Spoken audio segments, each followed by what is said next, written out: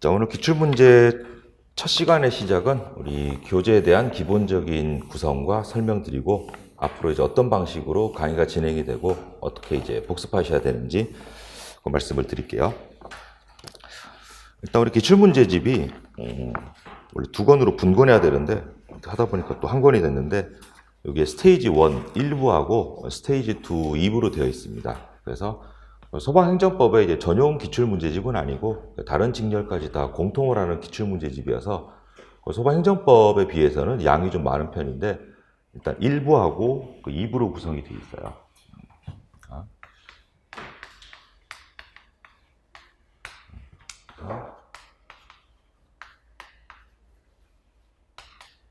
첫 번째하고 스테이지 2로 구성이 되어 있는데 소방행정법의 한정에서는 2부는 굳이 안 보셔도 되고 그 1부에 있는 내용은 이제 보셔야 됩니다. 그래서 그 1부에 있는 내용이 5년간의 기출문제는 전부 수록했습니다. 5년이면은 우리 21년도 기점으로 17년도부터 21년도까지 기출문제가 이제 다 들어있어요. 그리고 어떤 기출문제집에서는 보통 빼는 경우도 있는데 그 행정사라고 하는 그 자격증 시험이 있습니다. 거기에 내용도 다 실어놨어요. 행정사 기출문제가 지문은 길지 않은데 그 개념 위주로 물어보는 문제들이 많이 있으니까 소방행정법에 좀 어울리는 부분들이 있어서 그 행정사 문제까지 빠짐없이 다 실어놨어요. 그래서 일단 이 정도는 이제 꼭 보셔야 된다. 그 기출문제집은 보통 이제 책의 편제에 따라서는 그 전년도 기출문제집만 모아놓은 제일 얇은 게 있고 보통 3년간에 이제 주로 강의용으로 많이 쓰는 거 한 300~400페이지 정도 되는 3개년의 문제가 있고 이제 5개년 하게 되면 한 550에서 600페이지 정도 될 거예요. 그 정도 되는데 그 다음에 이제 두 권짜리 분권되고 이제 1200에서 1400페이지 되는 것들이 10년간의 이제 기출문제. 많이 보면 좋은데 많이 보다가 이제 너무 시간이 소요가 되는 문제도 있으니까 일단 기준을 5년으로 잡았어요. 3개년 할까 5개년 할까 고민하다가 5개년 정도는 이제 보셔야 된다. 왜냐하면 기본적인 양을 어느 정도 커버하지 않으면은 이게 문제가 생기는 게 3년간하고 5년간의 차이가 5년간 정도 봤으면은 본 문제이니까 똑같이 나오면은 금방 고를 수 있는데 이게 3년간만 다루게 되면은 그 사람한테는 안 본 문제가 돼버릴 수 있어요. 그래서 이제 가장 기본적인 양을 정해야 되는데 일단 5년간 정도 소화하시면은 우리 소방행정법의 한정에서는 거의 95% 커버된다고 보면 돼요. 나머지 5%는 그 출제위원들이 만점 방지용 지문을 쓰는 게 있기 때문에 그런 거 원래 시중 기출문제집 어디에도 없는 지문들이 몇 개 들어갈 수 있어요. 근데 못 보던 게 나오면은 통상 X가 아니고 동그라미인 게 원칙이에요. 특히 직전 연도 판례, 직전 연도 최신 개정 법률은 정말 중요해서 누구나 안다라고 하지 않는 이상은 첫 번째 출제할 때는 X가 아니고 그냥 O로 내는 게 일반적이에요. 대신에 이제 어쨌든 기출문제집에 포함된 지문이니까 그 다음에 나올 때는 이미 한번 공개가 되었으니까 그 쟁점에 대해서는 틀리게 비틀어서 내더라도 수험생이 대비할 만한 상황이 되니까 못 보던 게 나오게 되면 일단 동그라미다 이렇게 보시면 돼요. 처음 등장하는데 그게 정답이 되는 경우는 보통 소거법으로 다 풀 수 있게 해줍니다. 그래서 우리 시험이 20문제이고 사지선다이니까 80개 지문인데 우리는 뭐 외워서 쓰는 시험이 아니고 골라내는 시험이니까 내가 눈으로 보고 정확하게 고를 수 있으면 돼요. 우리가 이제 공부할 때 가장 기본 교재로 삼는 게 이제 기본서라고 부르는데 기본서에는 맞는 말이 쭉 다 쓰여져 있죠. 근데 우리 이제 틀린 지문 골라내는 게임이니까 내 앞에 주어진 지문을 보고 이제 O다 X다 판별할 수 있는 능력을 기르는 게 객관식 법 공부의 최종 목적이에요. 두 번째는 그 행정법을 과목으로 선택하는 직렬이 거의 대부분 많다 보니까 1년 지나고 나면은 기출문제가 한 250에서 뭐 소방 간부, 뭐 5급 승진 이런 헬게이트 열리는 그런 시험들이 있어요. 거기까지 합하게 되면은 거의 한 350문제에서 400문제가 매년 나오기 때문에 5개년 정도 풀어보시면은 웬만한 건 다 다룬 거라고 보면 돼요. 그래서 20분 안에 20개 지문을 문제를 처리해야 되니까 사실상은 한 문제당 1분이다 그러면 지문 하나당 주어지는 시간이 뭐 10초에서 15초? 거듭해서 생각해서 이제 골라낼 수 있는 시간은 안 주어져요. 대신에 저희 때는 이제 그 깃발 문제라고 불렀는데 어떤 지문이 이제 깃발을 펄럭펄럭 하는 애들이 있어요. 나를 답으로 골라달라. 그런 것들이 이제 기출문제집에 나와 있고 기출문제집 안에서도 여러 번 반복되는 지문들이 우리 시험에 또 똑같이 나와요. 그래서 2, 3년 사이에 나왔으니까 올해는 안 나오겠지. 그게 아니고 나오던 게 거의 대부분 나와요.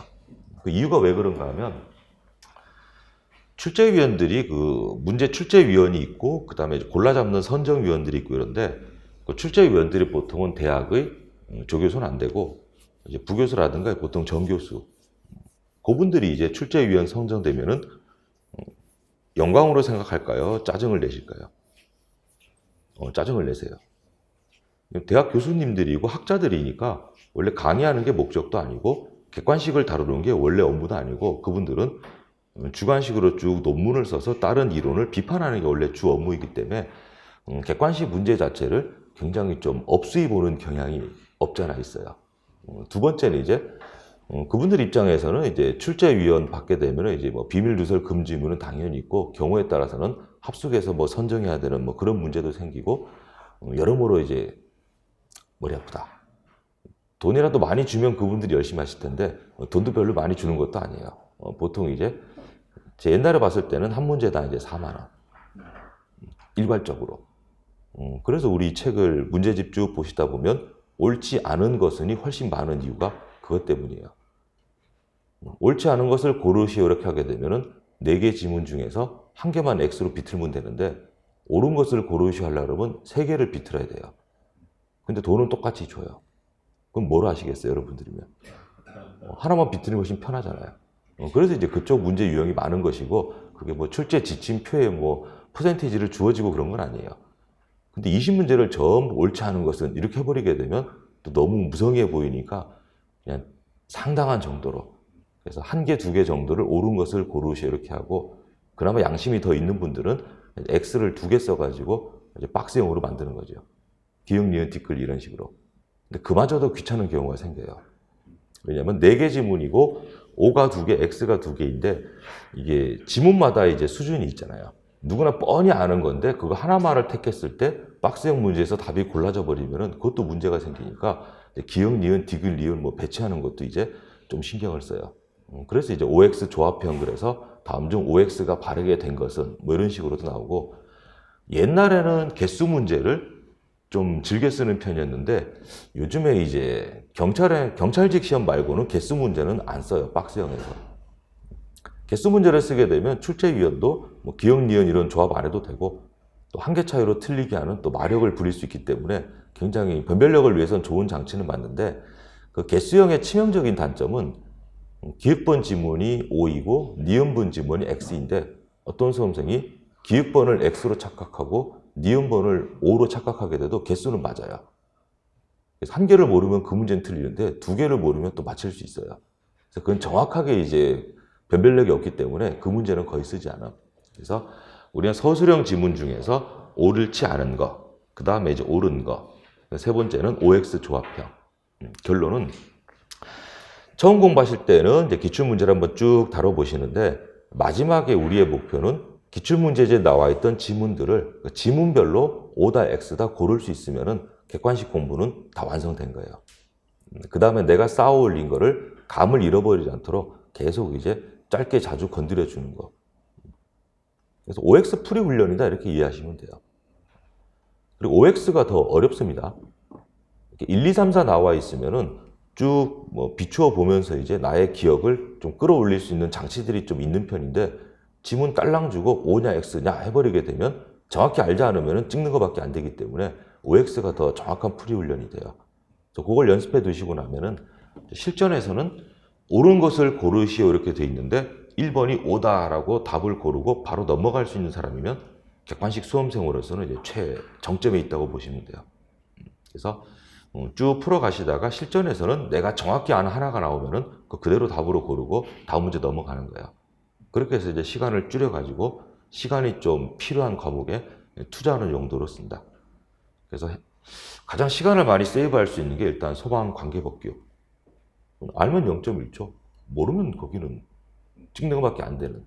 뭐 아니면 도저히 거긴 전형적으로 소방관계법규하고 행정법 총론도 시간을 원래는 줄일 수 있는 과목이에요. 나머지 이제 뭐 아직 영어 있죠. 네, 영어 같은 과목이 전형적으로 시간을 투자해야 되는 과목이에요. 읽어가는데 원래 시간이 걸리기 때문에 거기는 한 문제당 1분으로 처리할 수 없으니까 다른 과목에서 시간을 조금씩 덜어서 그쪽에 배분한다. 그런 게 이제 실전 연습이고, 우리 기출문제는 스테이지 1, 5년간 기출문제. 이건 꼭 보셔야 되고, 여기에 난이도 표기가 되어 있습니다. 난이도가 상중하 표기되어 있는데, 난이도를 이제 뭘로 기준으로 할까 하다가 실전에서 맞닥뜨렸을 때 답을 고르기가 힘든 거, 그런 위주로 골랐으니까, 난이도 하로 되어 있는 것들은 우리가 이제 기본 강의 쭉 연습하면서 제가 복습력 문제로 드렸던 거, 그게 전부 다 난이도 하, 평야 문제이고, 이런 것들이 거의 70% 이상이 실전 시험에서 이걸로 구성이 돼요. 요거 이제 우리가 한번 다 미리 풀어본 형태가 되고, 여기 부분은 이제 앞으로 제가 이제 매 수업 끝날 때마다 이제 예습범위 정해 드릴 거예요. 여기 해당되는 부분은 뭐 읽어보시거나 한번 풀어보시고 오기. 이미 다 다뤘던 것들. 그 다음에 중짜 해당 게 이제 한 25%? 그 정도로 보시면 돼요. 여기 부분은 사실상은 거의 없다. 이런 것들은 틀리더라도 얘네들을 내가 다 맞췄다라고 가정하게 되면 이건 틀려도 돼요. 남들 다 틀리니까 변별력에 영향을 주지 않아. 근데 여기 부분을 미스하게 되면 남들 다 맞는데 나만 틀리고 있으면 이거는 데미지가 이제 2배가 되니까 당락을 가는 건 결국 여기다 해요. 남들 누구나 틀리는 거는 나도 틀려도 돼요. 그게 이제 상대적인 거고, 남들 다 틀리는데 이거 맞췄다. 이거 한 문제 맞췄는데 이걸 2개 나가면 데미지는 이게 훨씬 크다 이 말이야. 그래서 공부는 항상 단계별로 요거부터 처리하고 그 다음에 이제 요거. 그러니까 어느 정도 실력이 쌓이다 보면은 자꾸 요런 데 눈이 간다 이 말이에요. 근데 여기에 너무 많은 두뇌 힘을 주게 되면 이쪽 기억이 희미해지거나 애매해질 수 있으니까 항상 이 베이스를 먼저 잡고 그 다음에 여기를 한다. 무협지를 치게 되면 내공이 튼튼해야지 나중에 어려운 초식을 간단한 동작으로 해결할 수 있는데, 내공이 없는데 초식만 화려한 친구들은 결국 무협지 중간에 사라지죠. 그런 내용이고, 두 번째가 뭐 중요도 이런 내용이 있어요.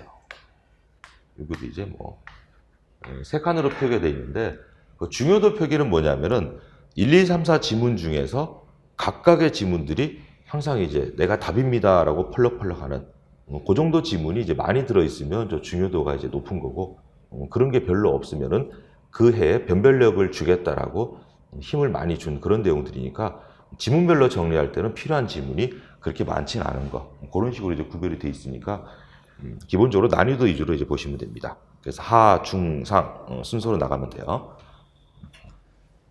주로 강의할 때는 제가 이쪽하고 이쪽에 포인트를 둬서 이제 설명을 드릴 거고, 각 쟁점마다 제가 기본적으로 필요한 부분들은 간단하게 요약을 해 드릴 거예요. 그럼 스테이지 2에는 이제 뭐가 있나? 그럼 이제 2개가 있는데, 첫 번째 이제 관연도라고 표현되어 있는, 요게 포함 안 되는 이제 16년도 이전 문제들.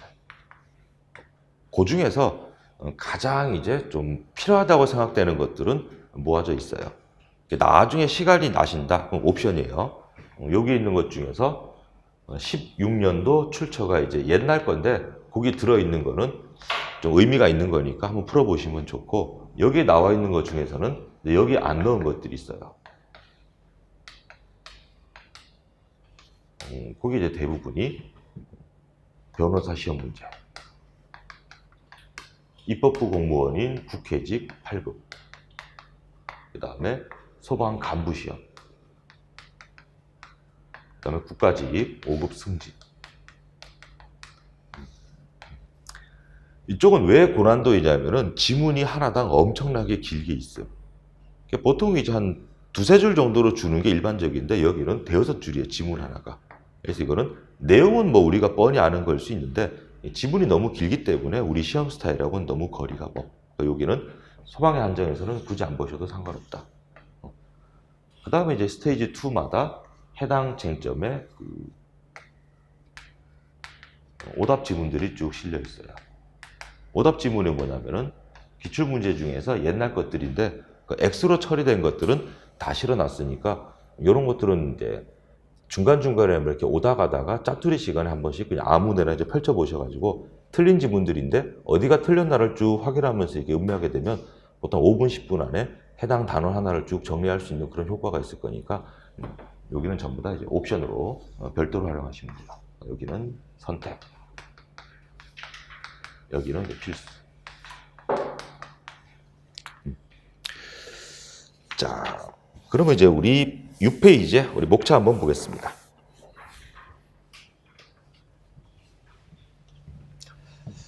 자, 기본적인 순서는 우리 기본서에 있는 진도대로 쭉 편집되어 있는데 각각의 중목차를 이제 테마라고 해서 총 100개 쟁점으로 나눴어요.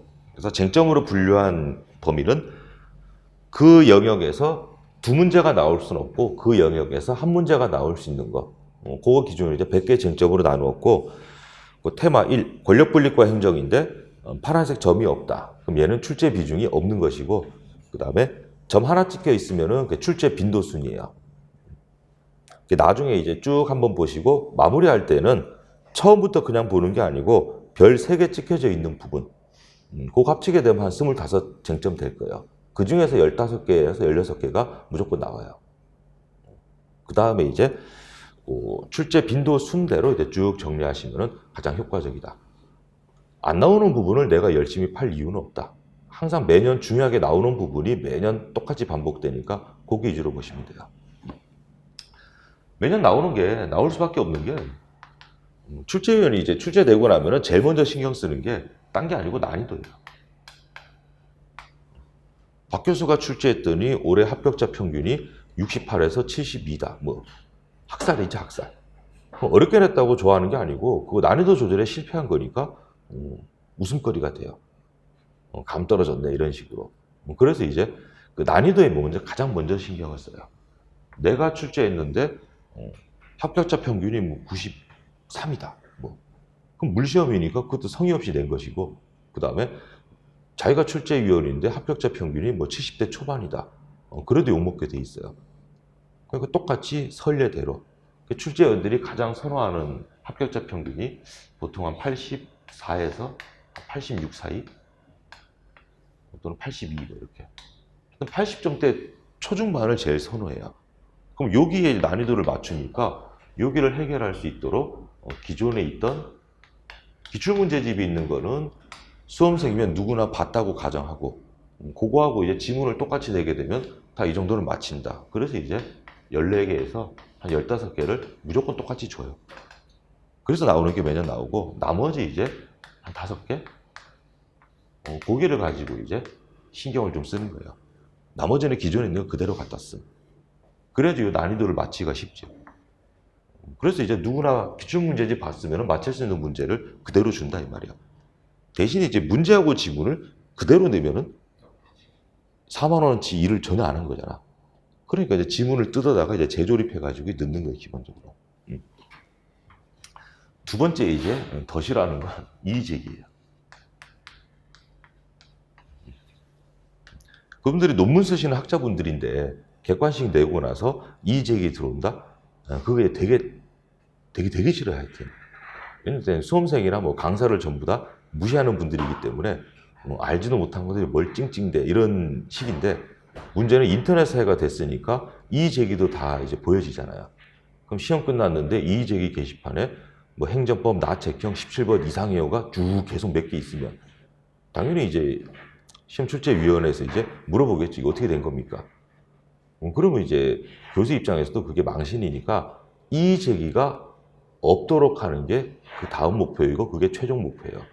뭐 세련되고 좋은 문제다 이딴 거는 머릿속에 있지도 않고 세련되게 어렵게 내봐야 난이도만 폭망하게 하니까 그런 건 원하는 상황도 아니고 그 이의제기가 없으려면은 찡찡대지 못하도록 찍어 누르는 권력이 있어야 되잖아. 권위. 딴소리 못하게. 그래서 이제 권위 있는 지문만 갖다 쓰는 거예요. 그럼 입법부의 권위가 있는 거. 법령이지. 이게 최고 권위, 최고 존엄, 성문법 우선주의. 그 다음에 사법부의 권위가 있는 거. 판결문이죠. 네. 요것만 갖다 쓰는 거예요. 요게 있는 내용들이 심지어 기존의 기출문제에서 이의 제기 없이 끝났으면 그거야말로 뭐 공인된 지문이니까 결국 판례하고 법령을 도배하는 게 이제 우리 객관식 법 공부의 특징이에요. 이론적인 지문은 못 내요. 낼 수는 있는데 냈다가 괜히 말 나오기 시작하면 생기는 것도 없이 본인만 짜증이 나니까 이제 안 와. 그래서 학설 대립 같은 게 우리 시험에서 사라진 게 그런 이유가 있어요. 그럼 이 중에서 이제 일반직인 국가직이나 지방직 같은 경우는 요즘의 추세가 판례 지문이 이제 90%가 넘어가요. 그래서 알든 모르든 그냥 판례 지문만 눈에 계속 열심히 익혀가지고 그거 OX만 달달달 하게 되면은 점수가 이제 보장이 되는 시험이고, 서방행정법은 판례를 그렇게까지 많이 할 필요까지는 없어요. 대신에 이제 기존의 기출문제집에서 계속 언급되는 판례 지문들, 이게 한 70%? 딴 데는 90%인데 여기 한 70%이면은 나머지는 법령. 그러니까 여기를 주로 이제 우리가 개념형 문제 이렇게 부르고, 판례는 두 종류가 있어요. 하나는 이론적인 내용인데 대법관 판결문에서 쭉 개념을 풀어 써주는 그런 판결문이 있어요. 그게 길게 나오는 지문이에요. 이론적인 개념을 판결문에서 쭉 써준다. 그 다음에 사건형. 특정 사건에 대해서 뭐 비례원칙 위반인지 아닌지, 뭐 신뢰원칙 위반인지 아닌지, 처분성 있는지 없는지, 그런 게 이제 이쪽 판례들. 그래서 개수는 이쪽이 훨씬 많은데 여기는 골라잡기가 의외로 쉬워요. 이건 특정 사건마다의 결론이니까 그 특정 사건을 지칭하는 핵심 단어가 있어요. 키워드가. 이건 반복 숙달을 하게 되면은 뭐 문제가 없는 것이고, 항상 문제가 되는 건 여기.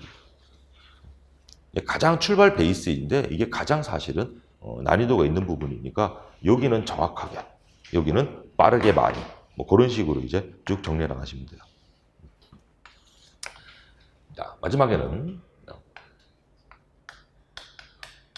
다음 중 옳지 않은 것은, 이렇게 문제가 나오고 1, 2, 3, 4번인데 어떤 친구가 2번을 답으로 골랐어요. 나중에 알고 봤더니 틀린 거예요. 정답이 이제 4번이었다. 그럼 대부분의 수험생들은 이 상황에서 틀렸네? 그리고 맞는 거 이제 밑에 해설이 있으니까 눈으로 확인하고 넘어가는데, 그럼 나중에 이 2번 지문이 따로 딴 데서 단독으로 나왔을 때 또 일로 손이나 눈이 간다 이 말이에요. 그래서 이렇게 틀린 걸 발견했을 때는 꼭 두 개의 지문을 다 정리해야 돼요. 얘하고 얘는 동급의 비율이에요, 지금. 옳지 않은 것은 거에서 제가 X로 생각했는데 알고 봤더니 얘는 맞는 거였고, 얘가 원래 X인데 나는 이걸 맞는 걸로 생각했잖아요. 근데 알고 봤더니 이건 틀린 지문이었다. 그럼 난 지금 두 개 지문을 모르고 있는 거니까 두 개를 다 꼭 정리해야지, 이것만 눈으로 쓱 바르고 넘어가게 되면 나중에 이놈이 딴 데서 등장했을 때 또 손이나 눈이 가게 되니까 그게 이제 계속 구멍이 나는 그런 경우예요. 그래서 틀리는 문제가 생겼으면은 그게 맨 처음에는 이제 보약이다 이렇게 생각하시면 돼요. 그래서 요거 두 개를 이제 처리한다. 보통 이제 기출문제지 뭐 중요한 단어는 이제 몇 번도 보시게 될 건데, 네 가지 경우의 수가 있어요. 처음에 할 때도 맞았고 두 번째 볼 때도 알겠다. 지문별로 정리할 때. 그럼 이거는 뭐 두 번 다시 볼 필요 없다. 이런 걸 이제 잽싸게 연필 같은 걸 이렇게 찍찍 그어가면서 없애면 돼요. 안 본다. 이건 나이 이제 20년 뒤에 봐도 맞출 수 있어요. 그 다음에 처음에 이제 문제 쭉 할 때는 긴가 빈가 틀렸는데 쭉 정리하고 나니까 두 번째 볼 때는 지문별로 봐도 맞췄다. 이런 게 이제 기출문제집 공부하는 최초의 목적이에요. 실력이 늘어가고 있다. 근데 처음에 이제 1, 2, 3, 4 쭉 읽어보면서 답 체크해봤더니 틀렸다. 그 다음에 정답 해설 확인하고 쭉 진도 나가다가 나중에 복습해서 지문별로 볼 때 또 틀렸다. 그럼 여기는 내가 이제 못 외웠거나 또는 잘못 이해하고 있거나 아예 하여튼 모른다는 거니까, 이런 부분들에 대해서는 우리 행정법은 문제 자체가 단원명이죠. 골로 가가지고 이제 그 부분은 좀 다시 좀 기본적인 내용을 점검할 필요가 있어요. 근데 제일 무서운 건 여기. 처음 볼 때는 1, 2, 3, 4 중에서 답을 맞췄어요. 나중에 이제 지문별로 고를 때는 틀렸다. 이게 이제 초반에 이제 머리가 말랑말랑 할 때는 감각도 괜찮았는데 쭉 양을 공부하고 어느 정도 정리하다 보니까 본인 아는 게 생기면서 헷갈리기 시작하는 거예요. 여기를 가장 이제 무서워해야 돼요. 이런 게 생겨요. 공부가 하다가 실력이 쌓일수록. 그래서 두 개의 지문을 이제 나중에는 전부 내 눈앞에 주어진 지문대로 처리할 수 있게 하기. 그게 우리의 목표다 이렇게 보시면 되겠습니다. 자, 오늘은 우리 행정법 서론 보도록 하겠습니다. 제 1편 행정법 서론은 총 20개 테마로 나뉘어져 있고 자, 15페이지 되겠네요. 거기 1편 우리 서론에 쟁점 20개 있는데 어떤 것들인지 크게 한번 쭉 보고 문제 보겠습니다. 자, 맨 처음에 보는 건 행정법의 대상인 행정이죠. 우리가 행정법 공부하는 건 행정구제의 목표가 있는 거니까 행정구제를 도모할 수 있는 행정, 사법심사를 논해볼 수 있는 행정을 우리가 공부하는데 그러면 이제 권력분리 원리와 법치행정주의에 예외가 있다. 이게 통칭이죠. 고도의 정치다. 그래서 법이라는 걸로 심사하기가 좀 애매하다. 그런 거 이제 판례가 있고 그리고 세 번째, 법치행정 원리가 행정법 서론의 전반부를 지배하는 원리예요.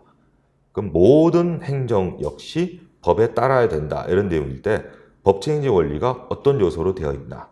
그럼 법률의 법규 창조력, 법률 유보의 원칙, 법률 우위의 원칙 그 세 개가 있고 네 번째, 결국 법을 가지고 행정을 논할 때 법이라고 부를 수 있는 모든 것 그게 행정법의 법원이고 눈에 보이는 거 성문법, 법전이 있고 눈에 안 보이는 법, 불문법이 있고 그래요. 그러면 이제 우리 불문법의 대명사가 조리, 일반 원칙이니까 그게 6번부터 테마 11번까지 일반 원리라고 해서 눈에 보이지 않는 원리이지만 이 일반 원칙에 어긋나는 행정 역시 위법으로 만들 수 있다. 전부 판례 정리이고 불문법에 대해서 이렇게 특화된 쟁점을 줬으니까 성문법에 대해서도 뭔가 하나 쟁점을 줘야겠다. 그래서 있는 게 5번에 행정법의 효력이에요. 여기는 성문의 법조문을 가지고 공포해야지 효력이 생기고 공포한다라고 시행일이 다른 경우에는 어떻게 처리하는가 이런 문제들이 있어요. 자, 거의 끝나고 나면은 이제 테마 12번에 자, 법치행정 원리가 가동되는 행정상의 법률 관계에 관한 내용들이 나옵니다. 첫 번째는 법률 관계의 종류가 우리나라는 공법과 사법을 구별한다. 이런 게 있고 공법 관계의 상징이 권력 관계죠. 그럼 일반 권력 관계가 있고 특별한 권력 관계가 있다. 행정상 법률 관계 종류 보고 그 다음에 법률 관계를 구성하는 주인공들이 있어요. 거기를 이제 당사자라고 해서 뭐 행정주체, 행정객체, 공무수탁 사인 뭐 이런 거 보게 되고 자, 법률 관계의 내용이 권리와 의무입니다. 행정법 관계를 우리가 공법이라고 부르니까 공법 관계의 권리인 공권, 공법 관계의 의무인 공의무 이런 아이템들이 있는데 그중에 유명한 건 16번의 개인적 공권이에요.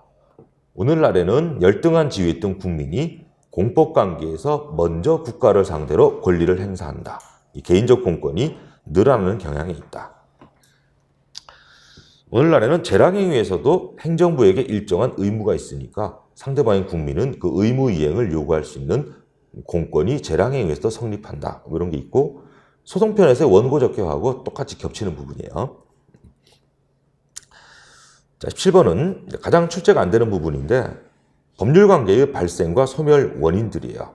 그럼 법률 요건과 법률 사실 그래서 뭐 시효, 부당이득 뭐 이런 것들이 있고 이 법률 요건 중에서 가장 대명사가 사인의 공법행위, 개인이 먼저 공법 효과를 불러일으키기 위한 법률 행위를 먼저 하더라. 그 중에 이제 신고가 이 파트에서 나와요. 그래서 신고 중에서 가장 특별한 유형이 지위승계 신고라고 해서 허가 영업을 사고 팔았을 때 허가자 명의가 새로운 주인에게로 인수되는 모습. 자, 이런 내용들이 있습니다. 자, 그러면 그 테마 20번까지 쭉 있는데 원래 서론이 가장 공통적이고 제일 어려운 부분이라 그랬죠. 그래서 여기가 뒤에 있는 따론들하고 대표적으로 연결되는 부분들이 있는데 보시면 그 법치행정 원리 3번 쟁점 법치행정의 원리가 이 중에서 이제 문제를 삼는 건 법률 유보하고 법률 유보의 원칙이 가장 대명사예요. 국민의 권리 의무 사항인 법규는 시작은 항상 국회가 만드는 법률에서 탄생해야 된다. 이거하고 법률 유보하고 법률 우위가 있어요. 이 중에서 법률 유보의 원칙이 어디 단원하고 이어지냐면은 2편에 있는 행정작용 중에서 행정입법하고 정확히 이제 일치하는 부분이고, 행정입법 중에서 법률의 법규 창조력이 국회로부터 위임을 받아서 행정부가 만드는 법조문, 우리 위임입법이라고 해서 시행령 시행규칙 있죠. 걔네들을 한계를 설정하고 위임입법을 통제하는 기능하는 게 법률의 법규 창조력 그 단원들이에요. 거기하고 연결돼.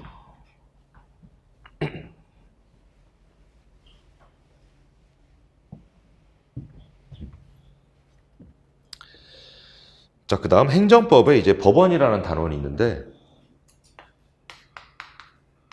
우리 행정상 법률 관계에서 법이라고 부를 수 있는 모든 것, 행정법의 법원. 요게 이제 뒤에 어디에서 또 나오냐면은,